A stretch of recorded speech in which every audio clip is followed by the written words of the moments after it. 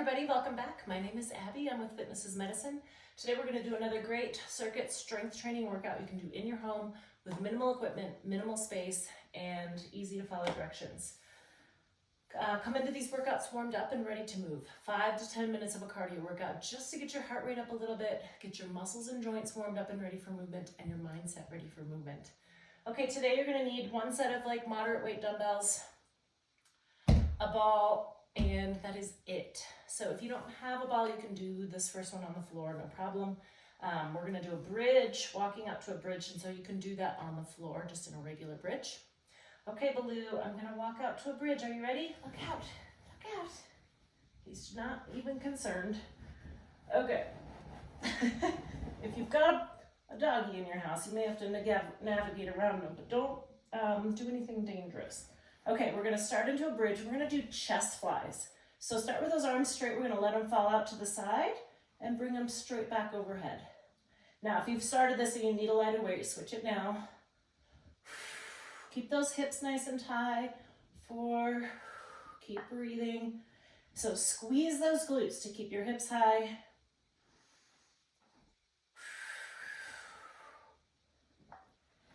7, good boy. 8, 9, and 10. All right, good. And then bring them back down and walk yourself back up. Okay, good. I'm gonna set my dumbbells down right here. I'm gonna use one for the next exercise. We're gonna do some side lunges. Now, you don't have to use a weight for these. In fact, if this is something new to you, I'd prefer that you don't.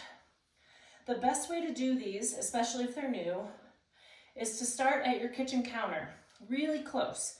So like my kitchen counter, my sink would be like right here.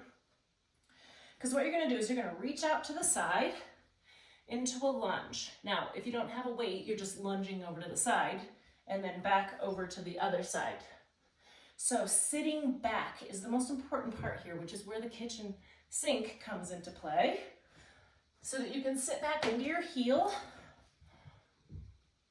Now, you don't have to use a weight, but if you've done these before and you want to add a little, this is an easy way to make it a little bit more intense. Keeping your back nice and tall, sitting back into that heel. You shouldn't have any knee pain with this. If you do a smaller range of motion, really think about sitting back. So I'm hinging at my hip, sitting back into my heel. This knee is straight. So this bent knee is the one doing the work. That's 7, 3 more on each side. If you're having knee pain and this is hurting, stop and maybe just do some sit to stands instead, or just sitting back into a little squat at the sink.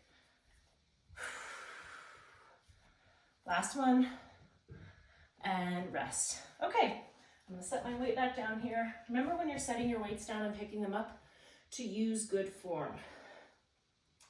Bending your knees, sitting your hips back, just like squats. Okay, we're gonna lower down to the floor for some mountain climbers now. So, on your hands and feet. Now, if you can't do these, if your wrists hurt, if getting down on the floor seems daunting, you can do them on the side of your bed with your elbows bent.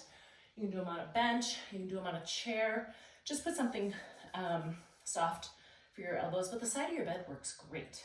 Okay, so I'm gonna do these on the floor with my hands.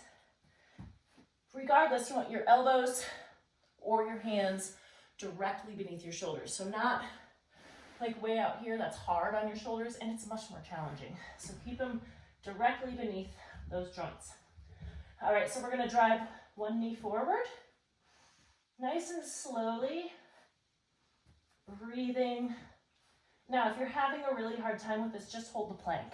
So it's a plank with a little added extra. Breathing. 8. 10 and 10. All right, good. Okay, take a minute to stand up. Make sure you use good form. Make sure you're not lightheaded or dizzy after you've been on the floor and you stand up to do another exercise. Okay, I'm gonna pick these dumbbells up again, so pick them up with good form. And we're going to do a slow march with an opposite shoulder press. So this is a shoulder exercise, including a balance exercise. So you want to go, your opposite arm and knee are going to march up nice and slowly. So your core involvement also comes into play here. A little hip stabilization. Breathe.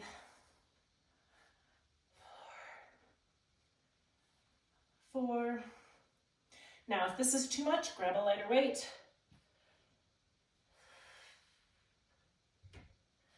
6. Tummy nice and tight. Keep those, you can keep your elbows in nice and tight here, or you can be out to the side like this. That's a little harder on your balance. 9. 1 more each side. And 10. All right, good. Those slow make the shoulder presses a little harder, but also it's really an important balance exercise. Okay, we're gonna lower down to the floor for the last 2. So we're gonna start in the position with your back flat on the floor, your feet flat on the floor, your knees bent, and we're going to do little bridges with little marches. So I want you to think about flatten your back, squeeze your glutes, lift your hips, and then you're gonna do tiny little, what I like to say, quiet marches. So I'm not, really pounding. Think about maintaining your hip stability here, so you're not rocking over to the sides as you're doing this. Also, your marches aren't big. They're not here. Tiny little quiet marches. You should really be feeling it back here in your glutes. 1 more each side, and rest. All right, good. You can pull those knees into your chest to give you a little stretch if you need it. And we're gonna stay right here for the last exercise. So catch your breath if you need to. We're gonna put one knee up like this, one hand behind your head, and what we're going to do is pull up towards your elbow. So we're getting some oblique exercise here. I'm putting my hand out to the side here just for some stability. You can keep it here, wherever is most comfortable, really. You're just turning your elbow towards that opposite knee.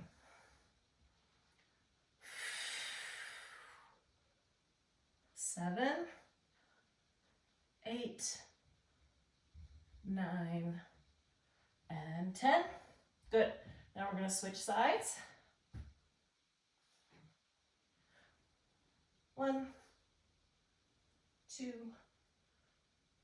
3. Good. Keep breathing. I'm moving with my upper torso here. My elbow is the thing doing the reaching. My knees just kind of hanging out.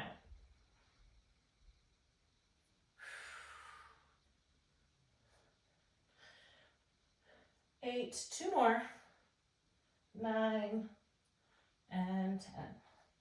All right, great job. Now try to go through these 1 or 2 more times. You can add a little cardio in between to improve your, increase your heart rate, improve your calorie burn, or you can just go into the next one. By going and doing them all sequentially, you're keeping your heart rate up a little bit and you're minimizing rest time. So you're doing different muscle groups so you can continue to move while the previous muscle group gets to rest. Okay, remember to follow with a good cool down and stretch. If you have any questions or need any modifications, please feel free to reach out to me privately or leave a message in the comments. And we'll see you next time. Have a great workout, everybody. Thank you.